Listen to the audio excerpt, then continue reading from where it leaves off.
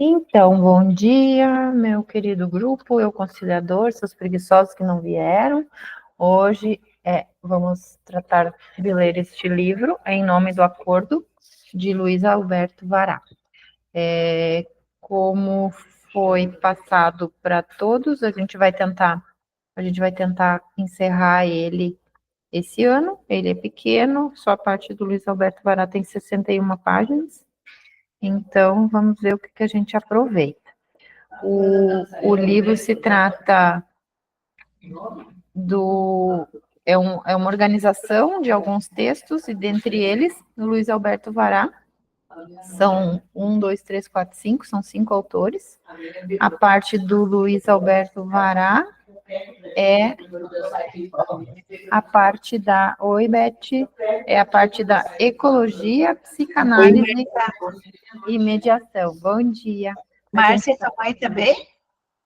Sim, a gente tá gravando. Depois a gente pode conversar dos assuntos do nosocômio. Eu não sei se eu leio aqui a apresentação. Eu acho que sim, né? Porque acho que vale a pena ver. Então vamos lá, apresentação. Divagações para reiniciar uma caminhada lúdica. Está fazendo muito barulho aqui de fundo? Não? Tá. Divagações para reiniciar. Assim, uma caminhada lúdica com Luiz Alberto Vará. Ela botou L-A-V, LOL. Luiz Alberto Vará. As obras do professor Luiz Alberto Vará, por sua genialidade, dispensam apresentações. Cada livro, cada texto reverbera a inteligência que o revelou especial. A sua agudeza na percepção da vida, dos ambientes e das pessoas o tornam único. Mais do que falar dele ou por ele, vamos recordar o que ele pensava e dizia de si mesmo nas diferentes etapas de sua vida, quer nos espaços acadêmicos, quer nas andanças de sua vida. Faremos isso por pequenos e intensos fragmentos de suas falas, repletas de magia, de mistério, de encantamentos por onde circulava. Na sala de aula, pelos corredores, nos cafés, na praia, na cozinha de casa, nas partidas e chegadas, seus incontáveis voos de docente itinerante. Aspas. Sou do tipo de autor que tem uma obra que não pode ser interpretada a não ser a partir das circunstâncias vitais. Tampouco elas podem ser entendidas se distanciadas da obra teórica. Minha obra sempre foi indomável. Tanto na Argentina quanto no Brasil, realizei um trabalho de agitação filosófica, de rebeldia. Tudo para mostrar a filosofia como modo de vida e não como modelo explicativo ou de racionalidade. Realizei um esforço para deslocar meu discurso do paradigma cientificista do direito ao paradigma estético. Nos anos 80, escrevi várias obras que têm em comum o meu desejo de renovação da linguagem do direito, apostando uma mudança da forma de narração como condição insubstituível para produzir alteração dos significados e nos modos de pensamento jurídico. Preferi uma forma de apresentação que destacava o valor do descontínuo, do ambivalente e do incerto. Valorizei o poético como fuga do pensamento alienado, uma exaltação ao poder da metáfora. Com a pedagogia do desejo, tentei mostrar como a relação ensino-aprendizagem... Peraí, deixa eu só botar isso aqui para diminuir o ruído aqui. Depende de um processo transferencial semelhante ao lugar da realização do encontro psicanalítico. Tentei estabelecer as bases de uma semiologia do desejo e de uma epistemologia, que é o estudo dos sistemas, né, carnavalizada. Essa seria sempre tão somente o lugar onde se podem detectar os sinais novos. A carnavalização de carnaval, eu acho, né, é uma concepção de ensino onde se aprende sem que ninguém ensine. O jogo substituindo o tédio e a dominação. Estou pensando nas possibilidades de mediação na psicanálise, na pedagogia, nos conflitos policiais, familiares, de vizinhança institucionais e comunitários em seus variados tipos. A mediação como acordo transformador das diferenças. Ensinava isso há 20 anos. O que mais me gratifica na minha história é a quantidade de professores de filosofia do direito que reconhecem ter sido influenciados pelo devir do meu discurso. Fecha aspas. Aqui foi aquilo que o Jacinto estava falando, né? O quanto que isso aqui tudo, a mediação que a gente tem aprendido está valendo para a nossa vida, né? Que ele está falando, né? Estou pensando nas possibilidades de mediação na psicanálise, na pedagogia, nos conflitos policiais, familiares, de vizinhança, institucionais. Luiz Alberto Vará, particularmente nas 3 décadas da segunda metade do século passado, foi inegavelmente um ser muito à frente do seu tempo.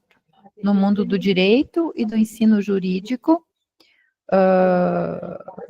introduziu temáticas impensáveis para o tempo que corria. Ele falava por meio de metáforas, e com elas introduziu no mundo jurídico uma série de assuntos que chegaram a produzir desconfortos, entre aspas, no meio acadêmico, de então e que hoje estão na pauta das cotidianas preocupações das universidades, dos órgãos públicos, instados a pensar, por outro viés, os problemas sociais que se avolumam no país. De que falava e sobre o que provocava seus interlocutores? Propunha pensar o direito com a interlocução com outros saberes, invocando o cinema, a psicanálise, a leitura, a arte, e por meio desses recortes desnudava diferentes problemas, especialmente inseridos no cenário dos direitos humanos. Propunha o olhar amoroso, a sensibilidade, a afetividade e o cuidado com o outro, a alteridade em quaisquer relações, a vivência da lei do amor. Instigava a capacidade de se deixar reinventar, transpirava a busca e o gosto por saberes multidisciplinares. Caro leitor, se você já conhece Luiz Vará, faça urgente revisitar os seus textos, todos, pela riqueza da atualidade que os permeia. E você, que só agora ouve falar dele, apresse-se para adentrar ao palco e encantar-se com tantos personagens que, da sua cartola, magicamente saltam aos olhos de quem quer ver. O espetáculo vai começar. Encante-se, aprenda e viva a intensidade de tamanha magia. Professora Dilsa Mondardo. Eita! Deu uma bela uma apresentação. Legal. Aí tem o prefácio por Julieta Rodrigues, que é professora titular das disciplinas de Direito Civil, de Direito Ambiental, na graduação do curso de Direito, Metodologia do Ensino e Pesquisa Jurídica do curso de pós-graduação, coordenadora de curso de Direito e Faculdades da UTP, doutorando em Direito na UFSC, currículo da época em que foi feita a tradução. Prefácio. Não é fácil prefaciar um livro organizado pelo professor Luiz Alberto Vará.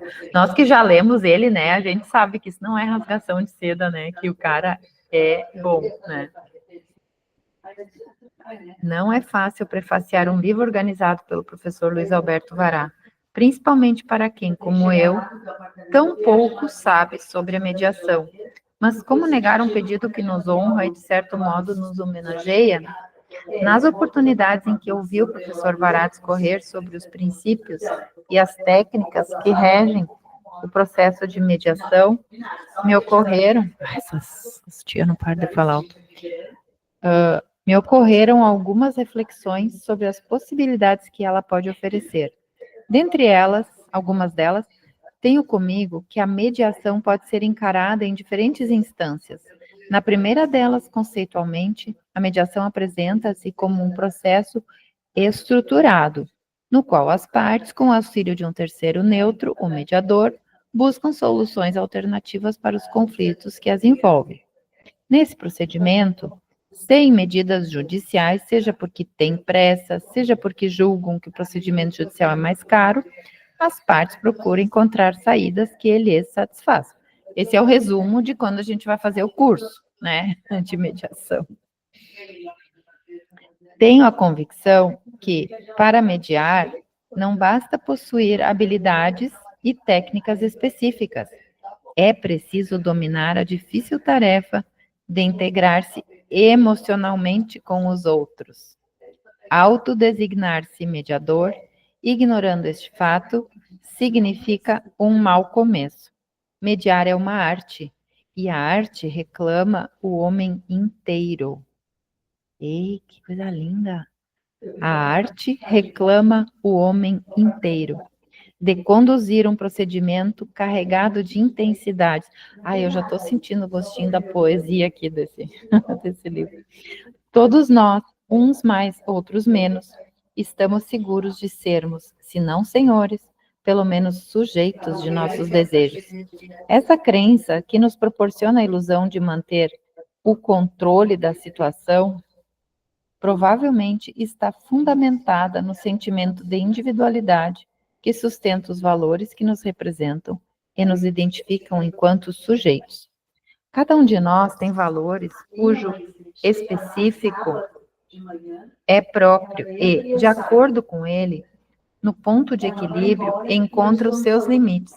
Estamos todos sujeitos em nossas concepções acerca de outras pessoas e situações a erros frequentes de julgamento que mais tarde, por uma melhor compreensão, podem ser corrigidos. Nesse caso, a maioria se dá por satisfeita por compreender o engano sem refletir sobre o que poderia ter sido a causa do juízo errôneo ou da concepção incorreta. Esse comportamento é verificável, a princípio, no cotidiano de todas as pessoas. Deixa eu ver, eu não entendi isso aqui.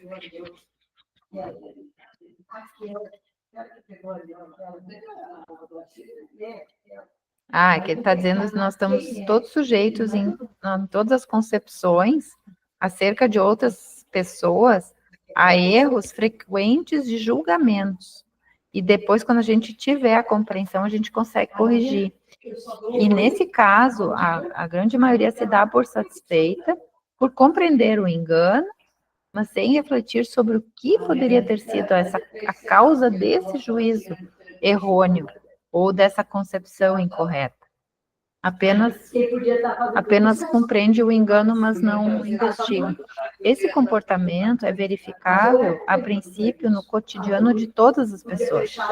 Todavia, quando os desejos do outro se opõem aos nossos desejos, o outro desejante se transforma num hóspede indesejável, que ameaça o precário equilíbrio do sentimento de controle da situação, nos invadindo e acenando com possibilidades de perda da nossa subjetividade. Sob essa perspectiva, a simples ameaça de não ganhar significa perder. Alguém pode me explicar isso?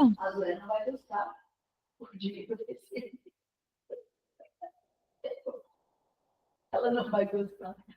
O dinheiro vai ser ela. Ô, Márcia, repete a frase aí. Tá. Todavia, ele está dizendo assim, ó, nesse caso, a maioria se dá por satisfeita por compreender o engano sem refletir sobre o que poderia ter sido a causa do juízo errôneo ou da concepção incorreta. Esse comportamento é verificável, a princípio, no cotidiano de todas as pessoas. Todavia, quando os desejos do outro se opõem aos nossos desejos, o outro desejante se transforma num hóspede indesejável, que ameaça o precário equilíbrio do sentimento de controle da situação, nos invadindo e acenando com possibilidades de perda da nossa subjetividade. Sob essa perspectiva, a simples ameaça de não ganhar significa perder. Acho que eu entendi mais ou menos. É tipo quando o desejo aquilo que o outro, a opinião do outro, por exemplo, ela é um hóspede indesejável quando se sobrepõe ao nosso, né? Quando uma pessoa quer uma coisa e a gente quer outra, é um hóspede indesejável, que é o que a gente está vendo o tempo inteiro. Se a gente for sentir assim, todas as conversas que não fecham com o que a gente sente, o outro é um hóspede indesejável, né? E aí ele está dizendo que isso se transforma numa ameaça, porque é uma ameaça é uma ameaça do nosso equilíbrio, de que a gente está controlando a situação, porque a gente não controla mais quando alguém pensa diferente, né? A gente não, a gente se sente desconfortável por uma opinião diferente, né? E nos invade. E aí nos invadindo e acenando com possibilidade de perda da nossa subjetividade. Sob essa perspectiva simples, a ameaça de não ganhar significa perder. Tipo, eu vou perder, eu acho que tem a ver com a minha opinião. Eu não ter razão significa que alguém está tirando a minha razão. Não é que eu não estou ganhando, estão tirando a minha. Acho que é nesse sentido. Se transformou, as relações entre as pessoas se transformou em ameaças, né? Acho que é isso que vocês entenderam. Eu penso que isso estava relacionado com o medo da mudança de opinião, de compreensão, né? Que eu acho que teu raciocínio tá nessa linha, né? E o que a autora aí a introdução está nos chamando a atenção é isso. Ser confrontado com algo que nós pensamos, confrontar o nosso pensamento, sempre vai exigir ou uma reformulação do que nós pensamos, né, para encontrar uma terceira alternativa, porque são duas, né? A minha e a do outro, confrontadas, se sai com uma terceira alternativa.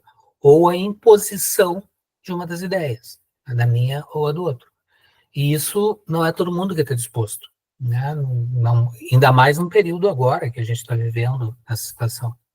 E numa relação conflituosa, isso se acentua, porque todos têm razão, né? E construir uma alternativa, né, que é aquela história da síntese, né? Construir a síntese a partir de opiniões ou posições diferentes. Isso te deixa desconfortável porque tu tem o risco de perder. Perder o quê? O que tu está pensando, o que tu entende, o que tu compreende, etc, etc, etc. Acho que é essa que ela está nos alertando. E é uma necessidade estar alerta a isso, né? Tá com isso presente exatamente para estar disposto, né, a buscar uma alternativa, né, conciliatória, uma alternativa que convirja as pessoas no mesmo rumo, né, se envolver no mesmo caminho. Eu acho que ela pegou bem aquilo que a gente também, e tu também, Anélia, aquilo que a gente trabalhou nos outros livros, né? E que o curso de reciclagem ali, aquela professora lá, a desembargadora Wanda, lá do TRT 18, ela trouxe sobre a moderna teoria do conflito, né? Que, na verdade, o conflito não é bom nem ruim, ele tem que ser enfrentado, e de novo, que aquilo que o Nelly falou lá do outro livro, se a gente entender o pensamento do Vará e fizer conforme, conseguir ter esse raciocínio dele, se lembrar desse raciocínio, a gente vai viver lá no Tibete, lá como um monge, porque a gente simplesmente entende que simplesmente são opiniões divergentes e que não tem que um ganhar nem perder, só tem que a gente acomodar tudo, né? E isso aí é importante para a vida e é importante para uma mesa de conciliação, né? Onde alguém sempre quer ganhar, né? No caso, ambos. Legal. Sabes que esse é um assunto que não é de agora, né? Se nós remontarmos a filosofia, Aristóteles fala na política, né? Quando ele estabelece que a política é a arte da convivência, né? A arte, evidentemente, estou aqui fazendo uma síntese muito espartilhada, né, da teoria aristotélica sobre o que seja político. Mas essa expressão, a arte da convivência, ela estabelece, né, ou nos chama a atenção que o viver não é o ideal, né, é o possível. Né, o viver com outras pessoas, num grupo de divergências, com pessoas e somos seres humanos, pensamos, compreendemos, né, coisas distintas e diferentes, né, e é bom que assim seja, né,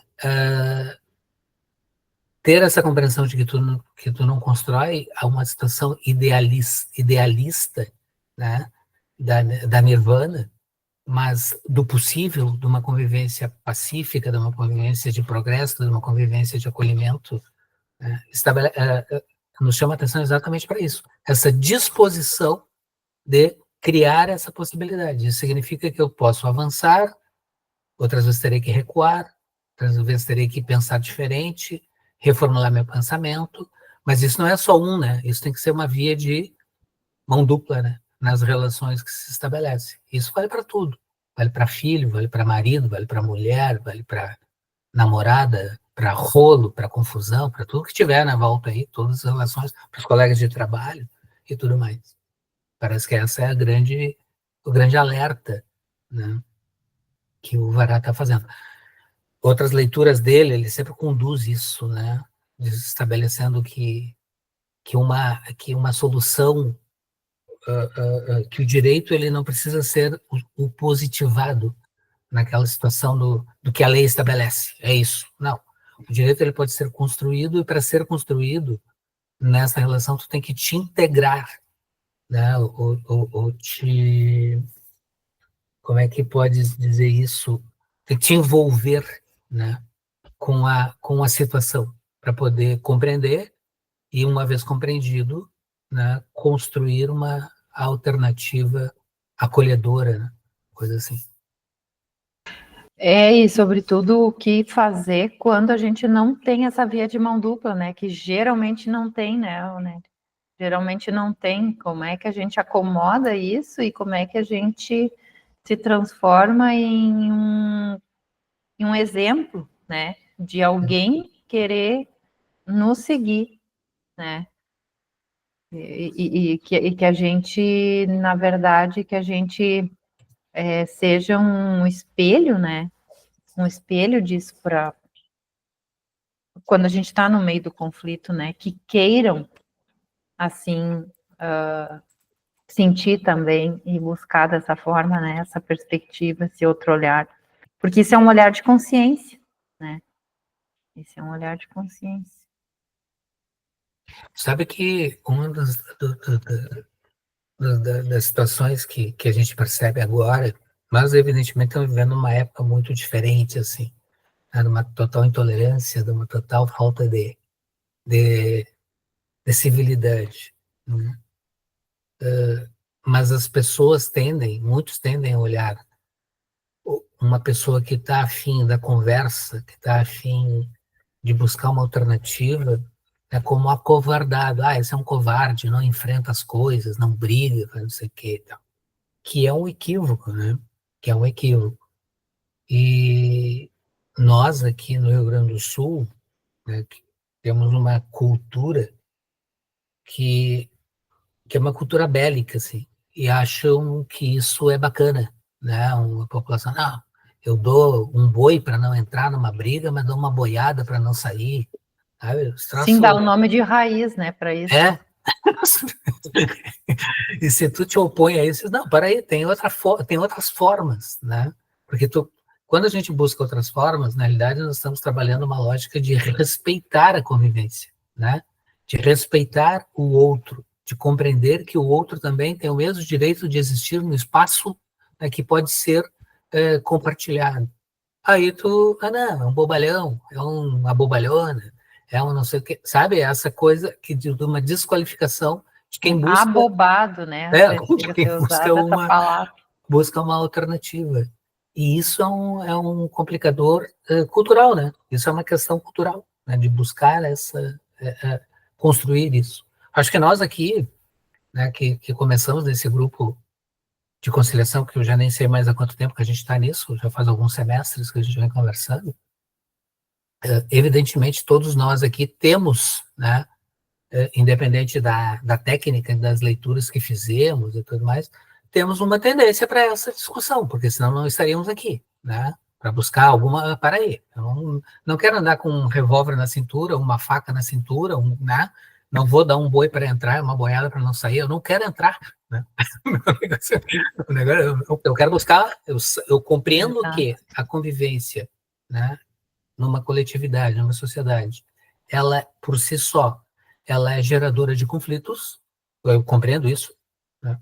E também compreendo que é possível uma convivência pacífica exatamente através do diálogo, através da construção, né, que pode ser estabelecida no relacionamento, a partir do que as pessoas querem e tudo mais. E isso temos condições de solucionar conflitos, né, esses conflitos. E isso é um fator, né, cultural, né? É um fator de mudança comportamental, mudança cultural e tudo mais. Nós já falamos sobre isso. A nossa formação, acho que quase, se não todos aqui, ou quase todos, tem uma formação no direito. Né? Na faculdade de Direito, o que nos ensinam, né, é brigar. Né? Nos colocam numa arena e alguém tem que sair vencedor lá. Né? E é assim que se estabelece, ganha e perde, né? Eu ganhei, eu perdi, isso, aquilo. Então sempre aparece essa dicotomia. Quando se fala em conciliação, quando se fala em mediação, nós estamos nos afastando dessa dicotomia de ganhar e perder, né? Nós estamos tentando construir um formato de ganhar, né? Ganhar o quê? Uma nova situação. Nós estamos saindo da situação conflituosa e buscando a construção de uma outra alternativa, que me parece possível. Né? E é o que o Vará, na sua estrutura, toda a sua doutrinação, toda a sua obra, ele sempre estabelece isso, né? Dizendo dessa possibilidade. Ó, a Márcia caiu. Ah, voltou. Tá, vou parar de falar. Tu não tá mais falando, Márcia. Peraí, deu. Voltou. Não, é que eu só atendi aqui a enfermeira. E eu não vou falar mais. Eu tô no hospital. Não, Nelly, tá ótimo. Tá ótimo, tá ótimo. Eu tô aqui fazendo as minhas reflexões. E a gente tá assim, esse tem o que nos impede muito de pensar são as crenças, né? Eu acho que a gente está muito afundado em crenças e essa coisa de poder abrir, ouvir que existe uma outra forma de pensar o conflito, né? É que nem falou, tu entra na faculdade de direito, é como se tu entrasse numa arena, né? Eu preciso ganhar na argumentação, o tempo inteiro tu trabalha para ganhar na argumentação. E tu perder isso depois é muito difícil, porque daí tu tem mais, tu já vem com um conjunto de crenças onde tu nasceu, né? No Rio Grande do Sul, que é tudo tosco aqui, né? Tudo raiz. Raiz já significa tu tá enterrado, né? Preso no chão, sem caminhar. Eu não sei que orgulho que tem disso, né? De tu ficar preso, né? E aí tu passa uma faculdade inteira aprendendo a litigar, e agora que foi obrigatório, né, acho que é o MEC e tal, de colocar a conciliação como no currículo, né? Porque tu pega esses advogados novos que saem da faculdade, meu Deus do céu, não querem saber conciliação para eles, estão querendo mexer na minha mente, querem, né? Querem mudar os meus valores, é muito difícil, né? Então, a gente está aqui desconstruindo, na verdade. O que nós estamos fazendo nesse grupo de estudos aqui é desconstruir e fazer pontes, né? Quebrar os muros que a gente fez, que a gente aceitou, né? E fazer pontes, né? Por meio dessa nova forma de pensar. Então, vamos indo. Aí continua a Julieta Rodrigues aqui. Esse receio de perda, de modo geral, gera o conflito, nos vinculando negativamente ao outro, e as pessoas vinculadas pelo conflito não sabem ouvir do mesmo modo que não sabem dizer. Elas se encontram capturadas, tomadas por seus medos e desejos não aparentes e tendem a manter, de um modo ou de outro, o controle da situação. Essa atitude representa a base psicológica comum a todas as pessoas envolvidas em disputas. Nossa, receio de perder, né?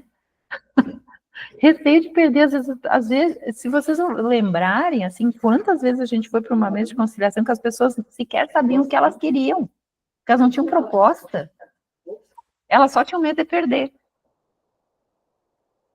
Isso é um negócio meio insano, né? Vamos combinar. Essas considerações iniciais apontam precisamente para o momento de se perguntar o quanto de transformação a mediação pode conter. Pense que se o mediador conhecer o fato de que, quando a alma encontra-se em tensão extrema e apaixonada, torna-se capaz de criar condições para a transformação do sujeito, e que as pessoas envolvidas em conflito estão dominadas pelos desejos não aparentes, que lutam para ser reconhecidos. Ele pode, nestas circunstâncias, atuar sobre a realidade, conduzindo com habilidade, sensibilidade e intuição, fazer com que elas, acompanhadas pelo psicólogo e pela fala do outro, se aproximem das obscuridades dos seus desejos não aparentes, criando condição de torná-los conscientes, de modo a se transformarem. Entre parênteses, penso que, nesse caso, a mediação deve ser necessariamente acompanhada por um psicólogo. A gente meio que vira uns psicólogos, né? No desvelamento, é uma pessoa que não está acostumada, né? Não sabe o que a gente passa, né? Não. Ela não sabe que a gente faz esse papel, né? De uma forma velada, né? Subjacente. No desvelamento dos seus desejos não aparentes, as partes podem chegar a descobrir mais sobre si. Por outro lado, da energia construtiva gerada no processo de mediação, surge um sistema de ideias e analogias que capacitam as partes para pensarem também em uma transformação em si. Essas analogias podem ter um profundo significado para a promoção das mudanças interiores. Com isso, quero dizer que, a partir das subjetividades... Espera só um pouquinho.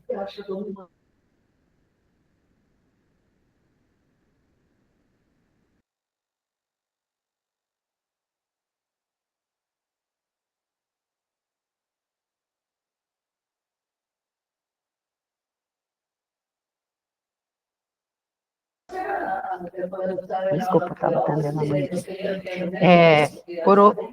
Por outro lado, da energia construtiva gerada no processo de mediação, surge um sistema de ideias e analogias que capacitam as partes para pensarem também uma transformação em si. Estas analogias podem ter um profundo significado para a promoção das mudanças interiores. Com isso, quero dizer que, a partir das subjetividades desencadeadas pela fala do outro e pelo modo que o mediador conduz a mediação, as partes podem desenvolver habilidade para manejar desejos não explicitados e conhecer conteúdos inconscientes. Desse modo, entendendo a mediação como um processo revelador dos desejos negados, o mediador não pode tratar de mediar o conflito entre as partes sem levar em conta a natureza das transações pessoais, até mesmo críticas, pelas quais passam todos os participantes do processo, os envolvidos diretamente no conflito e até ele mesmo, entre parênteses, isso porque ninguém compreende alguma coisa do ponto de vista psicológico se não a tiver experimentado em si mesmo, mas essa verdade não impede a ninguém de conservar a convicção de que seu julgamento é legítimo. Talvez esse fato decorra da superestima necessária ao conteúdo da consciência individual. Fecha parênteses. Aqui está bem profundo nessa introdução, né? Ela está dizendo que, desse modo, entendendo a mediação como um processo revelador dos desejos negados, o mediador não pode tratar de mediar o conflito entre as partes sem levar em conta a natureza das transações pessoais pelas quais passam todos os participantes do processo, os envolvidos no conflito e até ele mesmo, Então, assim, ó, ela está trazendo aqui que o vará, ele trabalha isso. O vará trabalha, o eu conciliador, o vará trabalha nos bastidores da conciliação, porque ele está falando em a questão de experimentar a gente mesmo o conflito, como o que a gente faz com os nossos julgamentos para poder entender o outro. Então, não são só as partes que estão na nossa frente em conflito, somos nós mesmos que estamos também diante de um conflito. Como é que a gente experimenta o conflito do outro a partir do que a gente entende por conflito? Então, ele fala de uma questão ecológica mesmo, assim, de tu fazer uma higiene mental e poder entender que a gente vai trabalhar desejos negados. A gente vai trabalhar coisas, crenças, né? Coisas que a gente não quer mudar. Né? E isso a gente vai trabalhar no outro. Aí ela continua. Mas isto todos nós sabemos. E aqui fica a questão em aberto. O diálogo só se desenvolve entre as pessoas envolvidas e sustentadas por afetos recíprocos. O diálogo só se desenvolve entre as pessoas envolvidas e sustentadas por afetos recíprocos, por indivíduos capazes de perceber que o grau de intensidade dos seus desejos dependem da existência do outro, entre aspas. Só nós constituímos enquanto sujeitos porque o outro existe. E do mesmo modo, só é possível questionarmos as nossas experiências pessoais se nos reconhecermos nas vivências do outro. O encontro consigo mesmo só acontece a partir do encontro com o outro. Nossa, isso é sensacional, porque tu vai lá pro Tibete, tu sobe o morro lá, tu passa 3 meses meditando sozinho, é barbada. Por mais que a solidão possa te trazer questões ruins, é só tu descer, encontrar alguém que te contrarie, que tu já perdeu as estribeiras. Sai chutando cachorro, etc. Então, tu só consegue trabalhar as tuas questões a partir da convivência com o outro, porque é o outro que vai te mostrar como tu tá por dentro, né? Então, isso tanto nós como mediadores, quanto para entender por que as pessoas estão funcionando assim entre elas. A gente está fora do conflito, mas se a gente entender que as pessoas que estão em litígio, elas fazem exatamente o que nós faríamos, porque elas estão se espelhando, elas estão uma vendo em si a partir do outro, a gente consegue ajudar. A gente já consegue ajudar, porque aí a gente transforma tudo em uma humanidade. Quando as pessoas que estão na nossa frente, elas são desveladas, quando tu tira esse véu e que elas enxergam isso, e a partir disso elas enxergam que isso todo mundo passa, inclusive a gente, tu, tu permite uma situação de igualdade, tu retira da mesa o constrangimento da pessoa se sentir inadequada e a pessoa pode fazer uma nova escolha a partir de então. Acho que essa é a parte mais bonita, sabe, da conciliação. Não sei se vocês estão entendendo o que eu estou querendo dizer, se eu estou confusa na minha explicação. Márcia, eu acho que isso está muito relacionado com a percepção dos interesses, né, que estão postos no conflito. Quando tu encontra duas ou mais pessoas digladiando num conflito, perceber, né, quais são os interesses que estão ali. Isso está na teoria do conflito, né, da mediação. Uma das primeiras coisas que a gente fazer o esforço é entender o que está levando essas pessoas a brigarem, né? Muitas vezes não é no nosso caso, não é porque não me pagou meia hora ou não me pagou a insalubridade. muitas vezes é a frustração do relacionamento pessoal que tinham. A gente percebe muito isso nas relações da empregada doméstica, né? Que é uma pessoa próxima da casa e tal, vive um tempão. Lá pelas tantas, quebra os pratos e vão tudo para a Justiça do Trabalho buscar, eu quero meus direitos, né? Se tu fizer bem a conta, vai verificar que ao longo daquele tempo ela deve ter recebido muito mais do que os seus direitos formais, né?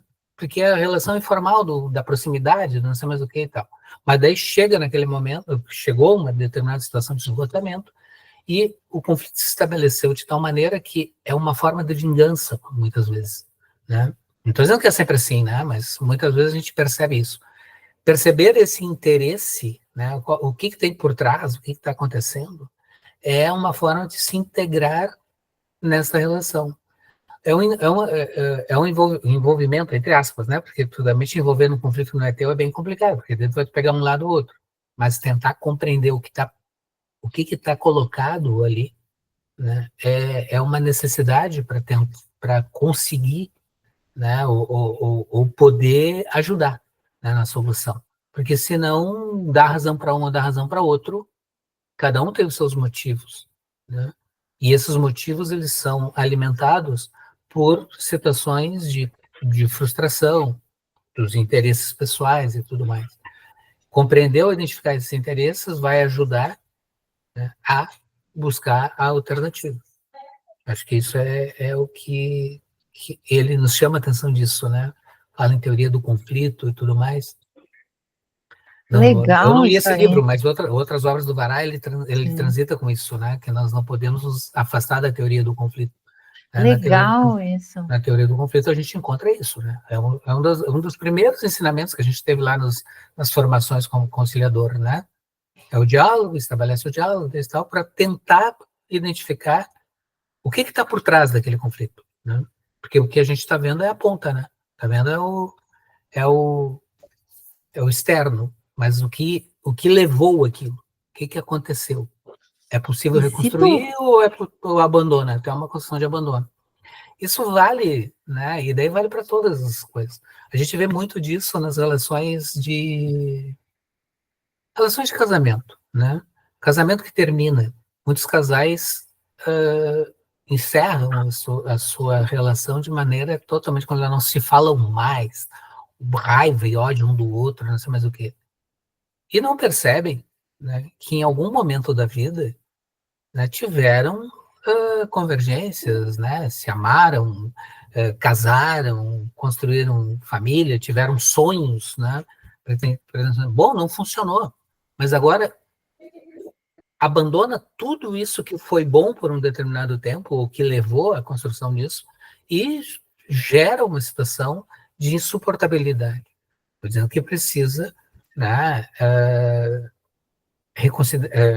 acolher tudo que é barbaridade, mas não precisa alimentar um ódio, né, que muitas vezes a gente verifica nas relações que findam, né, aquela situação conflituosa, e que leva aqui no Estado, dentro do nosso Estado, essa situação do feminicídio, né, a quantidade de assassinatos de mulheres porque foram encerrados relacionamentos, né? Pô, mas vem cá, o que te leva a matar uma mulher? Ou é mais comum, né? O homem matar a mulher do que a mulher matar o homem. Mas as situações são parecidas, assim. O que leva a fazer uma situação dessa? Pessoas que se relacionavam amorosamente, né? Uma relação de amor, de paixão, não sei o quê, e que chegaram, num determinado momento da vida, a pensar em tocar a vida conjuntamente. Né? E se prometeram ao resto da vida na alegria, na tristeza, na saúde, na doença, não sei mais das quantas, e tal, e tal, e tal, e tal. Daqui a pouco se quebra de tal forma que o cara dá um tiro no peito. Né? O que houve aí? O que aconteceu? E que daí transita aquele medo lá que foi falado lá no início, né? É a contrariedade, o medo de perder. Bom, então não vou perder. De jeito nenhum. Resolvo dessa forma. Pois é, parece que está tudo, isso é muito filosófico, né? Porque assim, mas é importante a gente entender, porque assim, ó, o nível de abstração que a gente vai tendo com o estudo é praticamente impossível tu conseguir fazer isso em 15 minutos, meia hora de um encontro entre dois que estão brigando há não sei quanto tempo, né? Mas isso, a primeira coisa que tem que pensar o conciliador é tudo o que está acontecendo vai ser sempre pano de fundo para a própria vida. Porque, assim, não é sobre tu resolver conflitos dos outros. É sobre tu cada vez entender mais o que é um conflito, né? O que acontece na nossa vida, o que acontece no tribunal é um palco onde se desenrola a nossa vida. O tribunal é um palco, a mesa de conciliação é um palco, é onde a gente vai atuar. Naquele momento a gente atua. Aquilo tudo que ela está dizendo aqui, a gente está falando uma coisa filosófica, aquilo tem a ver com o encontro consigo mesmo, que ela está dizendo aqui, o encontro consigo mesmo acontece a partir do encontro com o outro. Olha a ferramenta que a gente está tendo para a nossa vida, olha o presente que a gente tem para a nossa vida, quando a gente se depara com situações com pessoas em conflito. O que a gente faz com isso, né? Se a gente está com essa base filosófica, né, com a tranquilidade de entender o que é um conflito, né, que um conflito, na verdade, é um ataque, de qualquer forma, o conflito é uma forma de ataque, né, e que a gente, filosoficamente, a gente sabe que a gente pode desistir desse pensamento de ataque.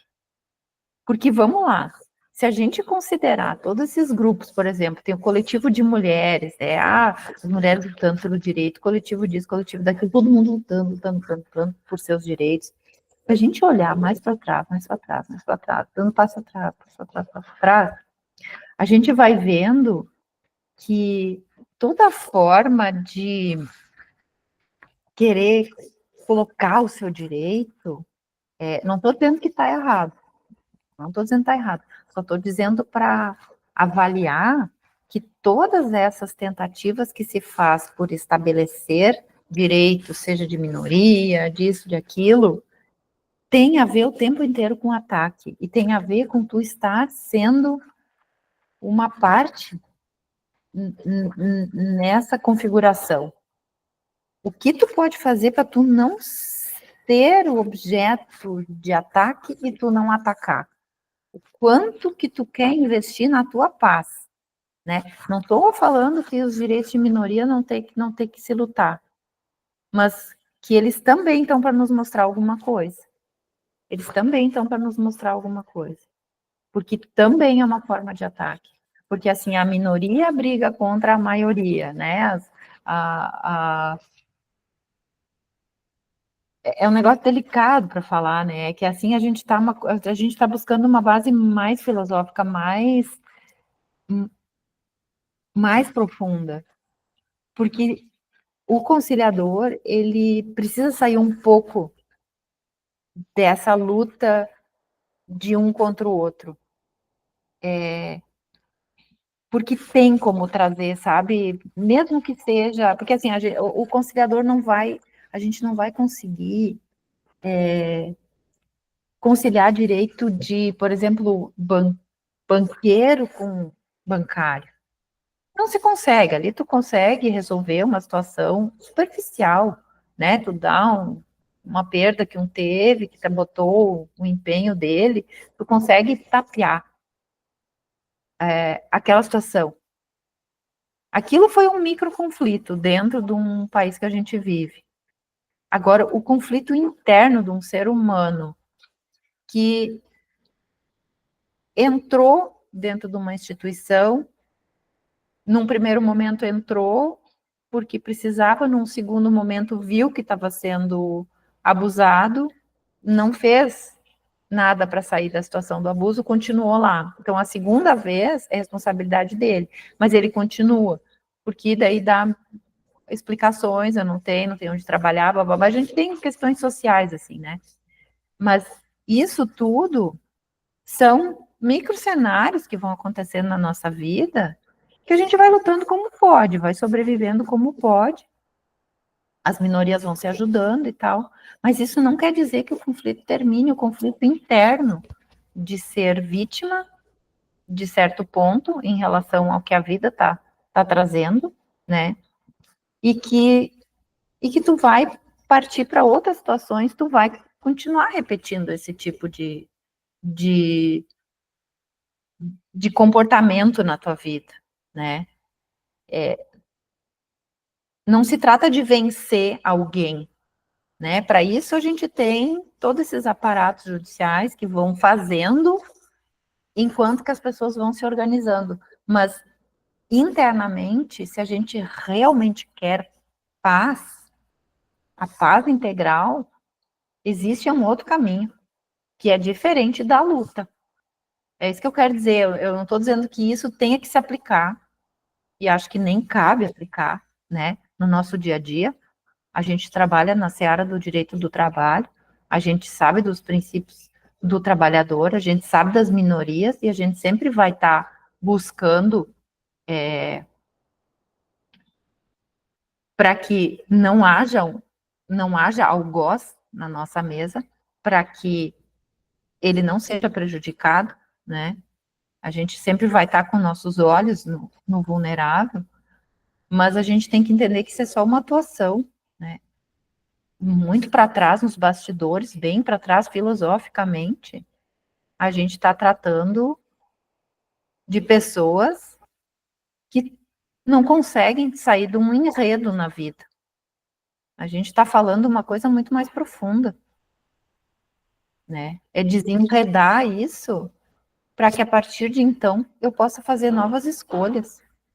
Eu consiga fazer novas escolhas para a minha vida, ou ainda que eu trabalhe num lugar assim, eu consiga viver sem me sentir atacada e sem eu atacar. Eu não sei, eu tô tentando assim, ir muito profundo, só que é difícil, assim, mas eu sinto que vocês têm a profundidade que eu falo, assim, porque o Vará, ele trabalha exatamente isso, ele trabalha numa higiene mental total, porque ele diz que não existe, a gente lembra do outro livro, não existe tu não fazer parte desse caos que tu tá vivendo, é autorresponsabilidade. O primeiro abuso é aleatório, tu não sabe, mas o segundo tu é responsável, né? Pelo segundo tu é responsável, porque tu deveria ter saído e não saiu, né? Ou se não conseguiu, pode tentar outra forma, né? Enfim. Mas a gente, a Wanda, a desembargadora Wanda, no vídeo que ela trouxe, assim, mexeu para mim profundamente, que ela diz, nós somos responsáveis pelo caos que nós vivemos. E eu acho que o Vará, ele trabalha muito isso. Diana, o que tu tá querendo falar? Que eu sei que ela tá querendo falar. Eu, por enquanto, estava só achando um lugar com internet, mas a gente fica bem dividido entre essas realidades, assim, né? Porque, teoricamente, faz todo sentido a tua fala de que, primeiro, ali é uma fatalidade, depois é uma escolha, e tem alguns cenários em que a pessoa, ela não tem muitas saídas. Aqui no interior, assim, não tem emprego, as relações são super informais e tem muito trabalho rural. E tem até o pedido, né, de reconhecimento do trabalho análogo a escravo. E aí isso sempre nos impacta. Eu que cuido da triagem inicial, eu fico, meu Deus, trabalho escravo, né? Isso é muito sério. Aí tu olha as fotos, tenta imaginar. Só um pouco, amor. Olha os amiguinhos, nós vamos conversar. Bem quietinho, tá? Para olhar os amigos. Não. E aí tem as fotos, né, da pessoa morando numa peça externa, junto de um chiqueiro, junto dos cavalos, junto de lixos e coisa assim, né? E quantos anos ela tá lá invisível? Porque é um lugar distante, é um lugar inacessível, e são relações mescladas com familiares. Aí tem aquela alegação de, a gente pegou ele para ajudar, ele era um andarilho, ele era órfão, pegamos criança ou adulto e demos uma casa. E para além dessa questão do análogo a escravo, toda semana eu ouço aqui em Soledade, eu fiz para ajudar, eu dei uma morada para ele. E às vezes, geralmente tem a relação de trabalho, né? Tem os critérios do vínculo. Mas às vezes não tem. Às vezes é só ceder uma morada e a pessoa vai desenvolvendo um outro ofício lá, uma renda dela, com mecânico, uma coisa nada a ver. Então eu sempre fico dividida, né? Entre esse olhar humano de entender que existe uma disparidade real e que a gente deve tratá-los com igualdade, mas na medida das desigualdades. Mas na medida que todos ali têm o direito de serem ouvidos e de buscarem a sua solução, que aos nossos olhos, muitas vezes não parece justa, mas tem que estar bom para eles. E aí o nosso juiz, ele fala, não, tem acordos que eu não concordo, acordo de execução eu não gosto, porque daí tu já está espremendo o miserável. Ele tem um direito, tu não pagou e tu quer lá parcelar o direito dele. Né? E aqui no Sejusques a gente vê que é super comum tentar conciliação e execução a qualquer tempo, né? Então, essas reflexões do livro nos sensibilizam bastante, assim, né? Para as realidades que a gente vê no dia a dia. Que não é um conflito tão frio, mas humano, né?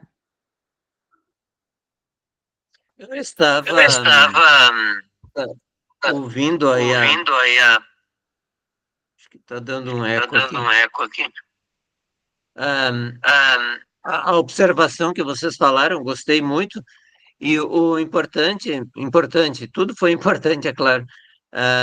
O interessante sobre como tem aumentado o nível dos conflitos, a gravidade dos conflitos, a quantidade dos conflitos, né? Enquanto vocês falavam, eu estava aqui me lembrando, observando, eu estou fazendo um resumo aqui paralelamente para depois fazer a ata e prestando muita atenção no que vocês falavam. E tudo era muito importante, tive que copiar bastante aqui. E interessante que eu estava me lembrando agora de por que a sociedade ela vem aumentando esse belicismo, né? Conflito familiares, conflitos nas relações de trabalho, nas relações de consumo, no trânsito, nas relações de vizinhança, né? Ele não há uma área da nossa sociedade em que não tenha havido acréscimo de conflitos de grau, chegando até mesmo à morte, né? Como o Nélio falava, né? Muito feminicídio, né? Assim, porque as pessoas parece que estão pensando que eu tenho que vencer no relacionamento, é um adversário do outro, né? E aí eu me lembrava também que do livro do Lipovetsky, que ele falava assim também que a sociedade ela vem encaminhando para uma valorização do hedonismo, dos prazeres individuais, das individualidades, e se esquecendo um pouco, né, da coletividade do ambiente, conforme a sociedade veio marchando, pelo menos nos últimos 40 anos, né, veio se desvinculando de valores de coletividade, valores de aproximação com as pessoas, com a família, e aonde isso vem se desencadeando, e os conflitos, por exemplo, nós aqui no nosso âmbito, né, a situação análoga à escravidão, claro que elas existiam antes, mas agora, nossa, não passa uma semana sem que a gente que seja levantado um caso, uma situação análoga de escravidão. Antigamente a gente pensava, não, isso não é daqui do Rio Grande do Sul, isso é uma coisa lá de um lugar bem afastado. Mas não, agora a gente viu aqui que as vinícolas estão usando, que o trabalhador de outro lugar também está usando, o empregador, desculpa, né, desse expediente, como se fosse uma coisa normal, né?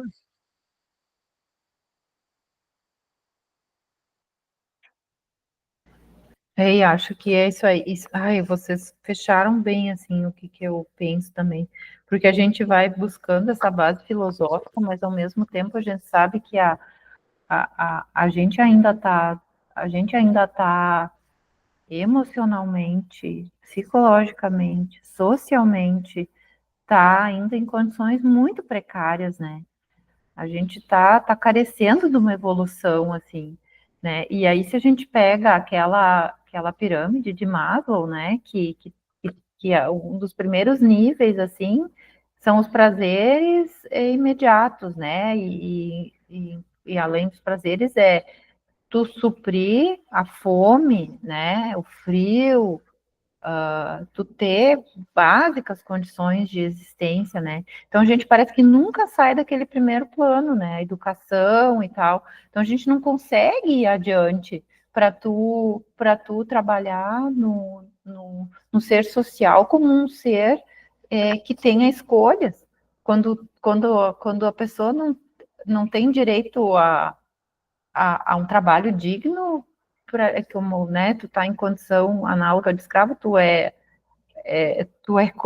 cooptado de um lugar sem saber, tu vai parar num lugar, tu não tem como sair, tu vai precisar de alguém para te ajudar a sair dessa enrascada, né? Então a gente enquanto país tupiniquim, né, e parece que o mundo todo parece que não vai sair desse lugar, o país, o mundo inteiro está trabalhando dessa mesma forma, engessar algumas pessoas a se tornarem, sei lá, cobaia de um método, né, de um sistema. A gente não consegue sair disso, não consegue trabalhar no psicológico, no emocional das pessoas para evoluir para um pensamento crítico e realmente de uma escolha, né? Então, realmente é bem difícil a gente trabalhar isso, mas no fundo, talvez ter cada vez mais a ampliação da nossa consciência seja o mais indicado, né? Para que, como diz a linguagem de Jesus Cristo, né? Para que todos quantos se cheguem a mim sintam a tua presença, né? Então, é muito mais aquilo que tu consegue transformar na tua vida, né? Que tu consiga ser um exemplo, né? Das pessoas, de certa forma, também encontrarem essa consciência que a gente está encontrando para sair de situações do conflito, né? Alguns vão conseguindo, né? Mas, como eu disse, a gente está nesse buraco onde muita gente ainda não tem nem como chegar nessa estágio da pirâmide enquanto que não sair do primeiro, né? Depois desse, daí tem o trabalho, né? Daí as relações sociais e só lá em cima a questão da transcendência pessoal, né? Como é que tu vai esperar que alguém esteja lá em cima se ela está lá embaixo ainda engessado?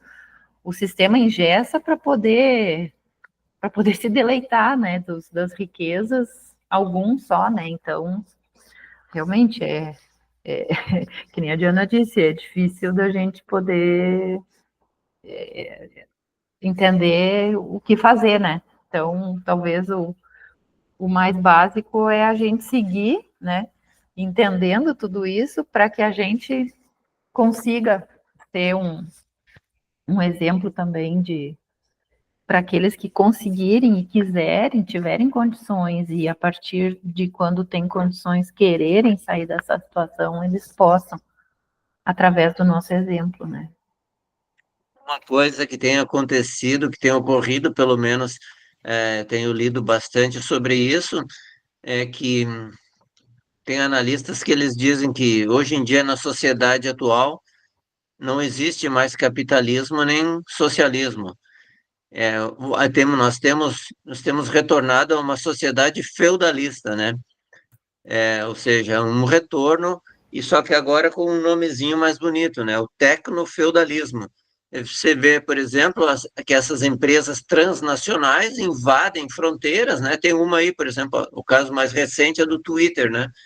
Que ele invade as fronteiras de todos os países, ele não tem nem sede, nem endereço nos países, né? Ele chega e vai entrando e dominando e toma conta das pessoas, ele não respeita nacionalidade, valores, padrões culturais, sociais, nada, né? Isso aí é uma coisa que tem, de fato, preocupado bastante, né? Exato, Nós exatamente. temos, nós temos uma situação, eu gostei do que a Diana referiu como exemplo, né, quando as pessoas em audiência dizem, não, eu ajudei o fulano, né? E via de regra é isso mesmo, né? Ele ajudou o fulano, né? Tirou o cara da rua, era um andarilho e tal, e o colocou numa situação melhor do que ele estava. Mas no olhar positivado do direito, isso vai estabelecer para quem ajudou, né, um ônus. Vai gerar verbas acessórias, vai gerar multa, vai gerar isso, vai gerar aquilo. Eu tenho a impressão que é exatamente isso que o Vará está alertando nos seus escritos, né? É transcender esse positivismo no direito e compreender esse ambiente, né?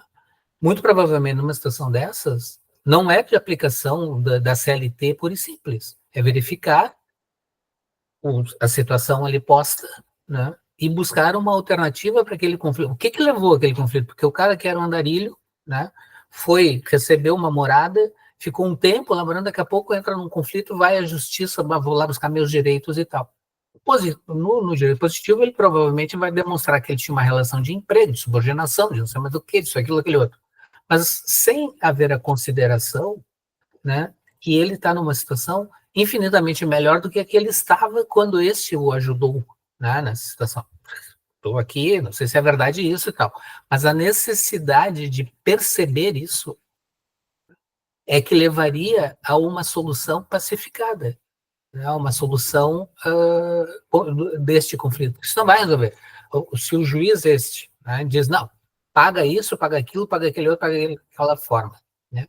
Muito provavelmente o que recebe acha que está recebendo pouco e o que paga está pagando muito. Então sai os dois bravos com todo mundo, aquilo não foi resolvido. E essa situação de conflito, né? O conflito é inerente à sociedade humana, né? Onde tem dois, já tem conflito. Mesmo nas relações presididas pela passionalidade, né? Pela paixão, pelo amor, etc. Vai se estabelecer conflito. Vamos almoçar onde? Vamos dormir que horas? Vamos ver que filme? Vamos passear? Não vamos passear? Isso não é um conflito de beligerância, de tiro, né? Mas tem um conflito aí que vai exigir um acordo, vai exigir uma construção para solucionar isso. Porque também a gente percebe, muitas vezes, né, que há uma incompreensão sobre o que seja o conflito. Só vemos o conflito bélico, mas o conflito é cotidiano, o conflito é todo dia, né? É o horário do almoço. A Diana, ela disse, ela começou a dizer, não, os guris estão enlouquecidos, né? Usou essa expressão, né? Bom, são crianças e tal. Tem um conflito ali? Tem um conflito. Evidentemente não é um conflito bélico, né? Mas vai exigir da Diana um formato, né, conciliatório com os seus filhos, com suas crianças, etc, etc. E isso deve exigir, né, ela deve fazer isso todos os dias em casa. Porque daqui a pouco tem hora do almoço, tem hora do banho, tem que levar para a escola, não sei o quê, e é sempre uma construção. E nós fazemos isso no cotidiano, né? Fazemos isso todo momento. Compreender isso, né, penso que nos ajuda, né, a uma convivência mais, a Márcia fala isso, né, a buscar a nossa paz, porque nós vamos alimentar esse conflito ou vamos nos afastar desse conflito, né, ou vamos buscar avaliar que tem uma solução possível. E daí isso acho que passa uma linha, né? Uma coisa é a nossa perspectiva pessoal, comportamento pessoal, de como nós nos comportamos em relação aos nossos colegas de trabalho, ao nosso ambiente de trabalho. Vamos brigar, não vamos brigar, fazer ou acontecer. Tudo se estabelece nisso. E a outra é a mesa conciliatória, que é a atividade positivada do direito que faz e acontece. E que nos dão 15 minutos para solucionar uma relação, né, de 2 anos, 3 anos, 6 meses, 15 anos, né? Não sei o tempo, né? Mas sempre é muito mais, o tempo é sempre, o tempo do conflito, o tempo que esse conflito foi sendo alimentado, né, e que eclodiu nessa relação, nesse processo trabalhista, é sempre maior do que os 15 minutos dados, né, ao conciliador, ou dos 5 minutos que o juiz pergunta, tem acordo, não tem acordo. E isso é um equívoco, porque isso tu não soluciona. Tu tem que necessariamente permitir que as pessoas se expressem, que as pessoas, entre aspas, desabafem, falem. Tem que permitir isso. Só a partir desse alívio, né, é que tu vai conseguir construir uma alternativa. É limpar isso, né? E tirando e limpando esse caminho. É uma necessidade. E isso pode ser, né, que não vai se resolver numa sessão conciliatória, ou nem duas. Né? Pode ser que tenha mais. E daí tu tem que estar disposto a isso. Aí pensar o que vale mais? Ter uma sentença que diz procedente em parte, ou procedente total, ou improcedente, e que não satisfaz ninguém, e que inclusive vai levar a uma possível impossibilidade de cumprimento dessa sentença, e daí só tem uma formalidade de trabalho, tem o Burnout da Márcia que minuta as sentenças, né, para nada, porque aquilo não vai ser executado, tu não vai conseguir coisa nenhuma, né? Mas aí todo mundo trabalhou, a secretaria trabalhou, a Márcia trabalhou, o juiz assinou, publicou, fez, aconteceu, o oficial de justiça foi lá, aí tem toda uma máquina envolvida para nada. Afinal de... não, mas o processo foi resolvido. Pode ter sido uma forma eficiente de resolver o processo, mas ele não foi eficaz no seu resultado, porque não teve satisfação, ele não eliminou aquele conflito. E um processo... Tu usou bem a palavra, tu usou as palavras certas. O processo foi resolvido, mas não eliminou o conflito. É isso aí. É o que nós fizemos todo o tempo lá. Essa percepção, né? E eu refiro, porque eu disse para vocês que eu fui aluno do Vará, né? Já contei isso. O cara, ele fala constantemente isso nas suas falas, nas suas palestras, nas suas aulas, né? A necessidade, né, de solucionar o conflito significa nós estarmos, uma expressão aí, fora da caixa. Não é isso que ele usa, tá? Mas só para a minha singela compreensão aqui. Não posso pensar um conflito trabalhista, né, solucionar ele, exclusivamente na positivação da CLT.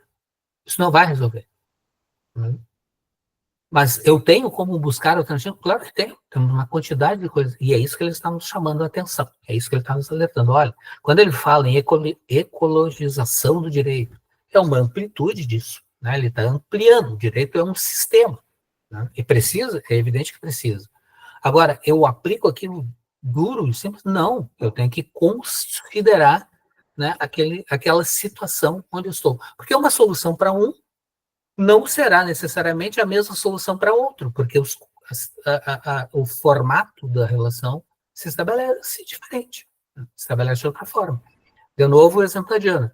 Um pode ser que o cara ajudou mesmo, pegou um cara da rua que não tinha onde ficar e tal, ajuda o cara, bota lá numa casa e tal, dá um formato. Outro pode ser malandro. Não, vou pegar esse cara e vou escravizá-lo. Vou fazer um formato de exploração dessa mão de obra que vai ser super barata, e ele vai ter que ficar louco de agradecido porque eu dei um teto para ele, etc, etc. Então, isso exige, né, a capacidade de percepção, a capacidade de analisar a situação, para poder tentar, né, buscar a construção de uma solução. Tenho dito. Desculpa o alongamento. Sou show de bola. Depois da Diana, eu quero dar um exemplo a partir do que o Nelly falou de uma conciliação que eu participei. Fala, Diana. Me impactou a fala do Jacinto, também do Anélio, né? O Jacinto trouxe a questão do feudalismo moderno, e é mais ou menos, e é muito, já vamos, tá? E é bem real, é bem notório na fala de alguns réus. Essa semana mesmo, e outras tantas, principalmente relação de doméstica ou de cuidadora, né? Eles criam um sistema próprio de condução desse vínculo, dessa relação jurídica, né? Não, mas eu dava férias, quando eu tiro todo ano 15 dias, então esses 15 eu dou, como se fosse um presente, eu dou esses 15, né? E aí quando ela voltou, daí já nem voltou, daí já foi pra rua, não, mas eu ajudei ela, mas eu... Então, assim, falas até de propriedade, como se o trabalho do outro, o corpo do outro fosse de propriedade dele. E ele se sente confortável para criar as suas próprias regras, e o outro, zero condições de argumentar, né? Porque ele está numa posição inferior socialmente, financeiramente, etc. Ele não tem poder de escolha. E aí, quando esse outro vem buscar os seus direitos, o réu ficou ofendido, porque ele acha que ele fez muito. E a fala do juiz é sempre, não, mas tu não precisa fazer um favor, uma bondade, né? Só faz o certo. E aí ele começa a se exacerbar. Às vezes, eles vão ficando rudes e falando alto, né? E geralmente são homens e são grandes, e as mulheres do outro lado pequenininhas. E o juiz diz, aqui não. Aqui não. Tudo que tu já te empoderou lá fora, já fez tudo ao teu modo, já burlou os direitos, aqui não. Então, também é interessante a condução fria pelo direito. Às vezes, para pontuar alguns abusos, né? Então, tem um momento para tudo. Esse é um caso ali que talvez caberia conciliação, mas também valeu aquele recado do juiz, né? E aí o que o Onélio complementa é bem isso, assim. Muitas vezes é retirar a pessoa de uma situação de vulnerabilidade muito pior, porém o certo seria ir atrás de regularizar isso, né? Então, levar a pessoa para fazer os seus documentos, ela ter um comprovante de residência, ela frequentar uma escola. Então, às vezes é criado tipo Mogli aqui no interior. Um menino bichinho, um menino lobo. Se cria mais pelo pátio ali, pelo rural, não frequenta a casa do patrão. Porque se fosse, tem essa discussão, se fosse um membro da família, como é alegado, moraria dentro da casa, e não lá no chiqueiro, sem banheiro, fazendo as necessidades no mato. Aí vem o Ministério Público do Trabalho, né, daí tem toda essa discussão, e são processos enormes, e que ali eu nunca via conciliação, né, mas enfim, pode haver. Então, a gente nota, assim, como é delicado. E aquilo que a Márcia fala, para mim, assim, é inesquecível essa visão da pirâmide das necessidades, né? Não tem como tu querer suprir uma necessidade maior se a básica da básica não está suprida. Se a pessoa está com fome, ela não vai conseguir ir atrás de um lazer. Se ela está mal dormida ou sem as suas necessidades super básicas, físicas, fisiológicas, ela não vai poder pensar em autorrealização, em socialização. Né? Então, da gente poder ter esse olhar. Às vezes, se a pessoa chega ali, muitas vezes ela chegou até sem comer, né? Aqui, pelo menos no interior, não tem, a gente agora tem tido uma nova realidade. O juiz, para aumentar a produtividade, ele acabou com as iniciais telepresenciais. Agora é tudo completamente presencial. E aí começou o peticionamento sem fim, que as pessoas moram longe, os reclamantes não têm dinheiro para passagem, não têm dinheiro para vir, mesmo dentro da comarca ou fora da comarca. E aí o juiz defere a presença do reclamante telepresencial. Aí o réu já vem na onda e quer também. Né? Daí o juiz, muitas vezes, indefere, porque ele quer forçar o presencial para aumentar a chance de acordo, que no interior é mais, aqui para nós é mais no presencial que funciona. E aí eles já vêm com aquela argumentação, né, de contradição, de, né, que não tiveram o mesmo direito, enfim. Daí o juiz defere. Então, essa disparidade de poder permeia todo o processo. Desde o acesso à justiça, desde o entrar na sala e sentar, pegar um carro, um táxi e vir. Tem interiores que nem tem ônibus para vir. O Lagoão fica 3 horas daqui. Não tem nem como a pessoa vir se não for de carona. Até para uma conciliação é difícil. Até para exercer o direito, né? Qualquer direito já geram vários ônus, né? Então, é bem delicado. Ou pessoas que não sabem acessar, que não têm internet, tudo mais. Mas eu acho que vai ser bem rico para nós, assim, um passo bem além esse livro, né? Um passo bem de ampliar esse olhar, assim, né? Isso que vocês estão falando sobre o que o Onélio falou também, e a Diana, e eu já sinto fazendo a partir de toda essa construção. Vai ter hipóteses que a nossa atuação vai funcionar melhor. E outras que não tem o que fazer, porque estão na base da pirâmide. A gente querer a compreensão das pessoas que estão com fome, e de alguma forma, filosoficamente ou sistemicamente são responsáveis por esse caos, não tem como, né? A gente tem que permitir com que esse acesso ao judiciário ele prive uma necessidade básica, né? Ele proveja, aliás, desculpa a palavra, ele proveja essa necessidade básica para poder seguir a vida, né? Mas tem casos que a gente consegue fazer uma atuação, e eu queria relatar que nosso curso de reciclagem, que no observatório lá, eu participei de audiências da Samanta, não sei se vocês lembram da Samanta, ela é uma conciliadora lá do TRT da 8ª de Goiás, acho que é 8ª, né? Não, 18ª de Goiânia, e dela e também do Cláudio, lá do Rio Grande do Norte, que foi apresentado pela Daniela Suzin, nossa colega conciliadora. E uma das audiências lá da Samanta era uma transportadora, e era tipo a terceira audiência. Eu não sabia que ela estava com uma pauta horrorosa, eles têm lá de 15 em 15 minutos a audiência. E era uma transportadora e um rapaz que pediu demissão, e ele estava pedindo a rescisão indireta.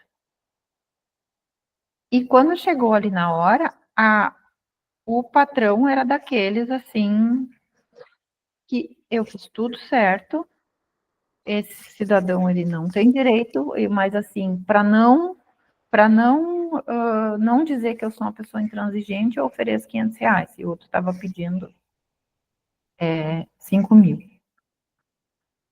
E ele queria a reversão, né, a versão da rescisão, que ele tinha pedido demissão, ele disse que ele trabalhava limpando o banheiro, não sei o quê. Aí vem o patrão dizer assim, não, porque lá tudo tem que ser conforme o certo, todo mundo tem que dar valor para tudo que faz. O banheiro, todos eles têm que limpar, então não tem um só. Então ele limpava eventualmente um banheiro de uma circulação de um monte de gente. Mas todos tinham que limpar. Na cabeça dele, tem que dar valor para o emprego, fazendo tudo, né? Daquelas cabeças assim. E aí não tinha cor de eu só, e a Samanta lá, e dele passar lá, e dele falar, e dele falar, e dele falar. E eu vi o reclamante, o advogado dele, eu pisquei na hora, assim, aqueles que a gente vê que é bem malandro, sabe? Aquele que eu pensei, aí tem, né? Aí tem alguma coisa aí tem. E o reclamante estava muito ofendido. E aí ele já pegou um para espizinhar aquele patrão. E aí, daí eu quieta, né? Deixei, que eu estava só observando. Daí a Samanta, Márcia, você tem alguma ideia? Aí eu tenho. Aí eu comecei a conversar com outro, daí eu fui falar lá com o reclamante. E aí fazemos o cálculo e tal, e porque eu quero, porque que meu cliente não abre mão, que não abre mão. E a Samanta deu a ideia de fazer a liberação do seguro-desemprego, de repente, né, para tentar a reversão, que estava uma matéria controvertida. Daí aí veio lá para o patrão, ele, mas quem vai pagar essa conta? O governo vai pagar essa conta? Não, porque isso não é certo, porque ele era na cabeça, é certo, isso não é certo, certo é errado. Aí, como a Samanta permitiu conversar e tal, daqui a pouco veio à tona que a advogada do dono da transportadora disse: o rapaz pediu um empréstimo e ele não deu, por conta disso, ele está se vingando agora com essa reclamatória porque o patrão não deu o empréstimo. E eu disse, antes dela falar isso, eu disse pro patrão ali, eu disse, seu fulano, o senhor, eu já entendi que o senhor não quer acordo e tudo bem, então assim, a Samanta vai encerrar aqui a ata, mas assim, o senhor só fique percebendo de agora para frente que esse processo não diz respeito a dinheiro. Eu acho que não vai importar aqui o quanto. Eu tenho a sensação de que esse processo não diz sobre dinheiro. Daí a advogada disse, ele pediu um empréstimo e eles negaram. Eu viu? A gente conversando, a gente consegue entender. Aí, olha o que eu falei para ele, depois a Samanta disse que até usou num outro processo a mesma coisa. Eu disse, seu fulano, eu entendi que o senhor não quer acordo, mas o senhor percebeu que tem alguma coisa aqui além do dinheiro. só lhe dar uma outra visão, assim, para o senhor pensar a partir de agora. Não estou dizendo para o senhor fazer acordo, nem para o senhor fazer distribuição de renda. Eu só vou lhe mostrar uma outra visão que talvez o senhor não enxergue, que a gente tem de 90% a 95% dos brasileiros estão na classe social desse rapaz. Ele tentou um empréstimo com o senhor. Não quer dizer que o senhor tem que dar, porque o senhor não é banco, o senhor é empregador, o senhor tem que pagar os seus direitos, e é isso aí mesmo como o senhor fez, o senhor está certo. Agora, o senhor consegue minimamente se colocar no lugar de uma pessoa que talvez esteja com vergonha de voltar para casa, porque não conseguiu comprar um brinquedo que o filho pediu, não conseguiu levar uma comida que a mulher queria fazer, uma jantinha, alguma coisa, e que ele pensou, a única forma de eu conseguir isso é se meu patrão me emprestar um dinheiro. O senhor consegue olhar para esse ser humano que vê o senhor como uma pessoa bem-sucedida e de sucesso e que tem muito, e ele sente que não tem nada, e ele imagina que ele não consegue imaginar como uma pessoa que tem muito não pode dar um pouco. De novo, eu não estou dizendo para o senhor distribuir renda, só estou pedindo para o senhor se colocar no lugar do quanto essa pessoa está se sentindo frustrada. O quanto essa pessoa está se sentindo envergonhada perante os amigos que não consegue, de repente, pagar uma cerveja. Porque o dinheiro deve ser contado para pagar o aluguel, para pagar a luz, para pagar a água. Não estou pedindo que o senhor dê nada, só estou pedindo que o senhor pense sobre isso. A situação que o senhor vive é de 5% do Brasil. Ele está nos 95%. Eu só peço que o senhor tenha esse olhar. Talvez, se o senhor tivesse esse olhar, o senhor vai entender todos os seus funcionários. Vai entender todos os comportamentos lá dentro. Aí ele assim... eu entendo, é muito válido o que a senhora falou, ele entrou no robotizado, não entendo, é muito válido o que a senhora falou, eu acho que é muito profundo o que a senhora disse, é algo que a gente tem que refletir, não sei o que, não sei o que, não sei o que. Eu pensei, bom, é assim, né, a gente fala e pode ser que não tenha sido isso, não acertei, deixa pra lá, né. Aí a Samantha foi lá, voltamos lá no Caucus, na salinha, porque era vídeo, né, voltamos lá na salinha de separada, daí... Ela disse, ele não aceita nem o seguro-desemprego, nada, e a gente vai ter que seguir adiante. De repente, eu vou tentar com a juíza, se ela concorda, e a gente, de repente, ele ofereceu os R$500, vamos tentar com a juíza esse seguro-desemprego, e de repente, mais 1.500, vamos ver mas eu acho que ele não vai querer fazer o acordo. Quando nós voltamos, a Samantha disse, antes de vocês falarem qualquer coisa, ela já nem queria ouvir mais que não deu acordo, né? Ela foi lá, deixa eu falar com a juíza para ver se ela concorda em liberar o seguro-desemprego. Foi lá falar com a juíza, demorou um pouquinho, deu tempo para refletir. Ela voltou, ela disse, a juíza não vai liberar o seguro-desemprego. Aí eu disse, mas Samantha, essa matéria ainda está controvertida, ele tem testemunha de que tinha... Ele ainda quer provar que ele tem razão com relação à rescisão indireta. Aí ela disse, mas ela não concorda. Gente, virou de um jeito que a advogada, doutoras, nós vamos querer fazer o acordo. E quem sabe a gente se compromete, a gente faz por escrito um pedido para a juíza, a gente admite que foi uma rescisão indireta, que foi uma despedida sem justa causa, porque não teve alcançar direito, e o meu cliente resolveu pagar R$3.000. Aí ela disse, mas agora a juíza não quer assinar. Não, mas e se a gente, eles entraram numa colaboração e simplesmente deu um clique, sabe? Então, aí, era isso que eu queria falar, assim, me alonguei muito, mas era isso que eu queria contar, que às vezes a gente consegue explicar o que tem por trás do conflito, né? Às vezes a gente consegue, mas nem sempre. A questão é a dignidade, né? Todo ser humano tem, todos nós temos esse orgulho próprio, essa necessidade de sermos valorizados, né? Isso é intrínseco do ser humano. Pode ser qualquer profissão, às vezes é uma coisa que a gente nem espera que seja, mas no caso desse aí, tu tocaste no ponto certo, né?